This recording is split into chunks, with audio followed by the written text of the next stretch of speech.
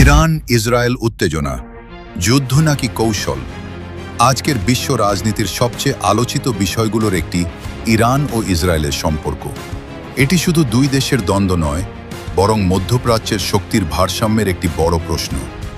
Israel দীর্ঘদিন ধরে ইরানের পারমাণবিক কর্মসূচিকে হুমকি হিসেবে দেখে আসছে। অন্যদিকে ইরান মনে করে ইসরায়েল অঞ্চলে অস্থিরতা সৃষ্টি করছে এবং ফিলিস্তিনের বিরুদ্ধে অন্যায় আচরণ করছে। এই দ্বন্দ্ব সরাসরি যুদ্ধের রূপ না নিলেও বিভিন্ন সময় গোপন হামলা, সাইবার আক্রমণ এবং প্রক্সি যুদ্ধের মাধ্যমে উত্তেজনা বেড়েই চলেছে। লেবানন, সিরিয়া, এমনকি গাজা, এই সব অঞ্চল যেন হয়ে উঠেছে এই দুই শক্তির সংঘর্ষের মাঠ। প্রশ্ন হলো, এই উত্তেজনা কি পূর্ণাঙ্গ যুদ্ধে রূপ নেবে, নাকি এটি কেবল শক্তি প্রদর্শনের একটি কৌশল? যদি যুদ্ধ শুরু হয়, তবে তার প্রভাব শুধু এই দুই দেশের মধ্যে সীমাবদ্ধ থাকবে না।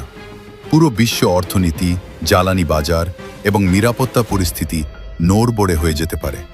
তাই এখন সময় শান্তি, কূটনীতি এবং সংলাপের।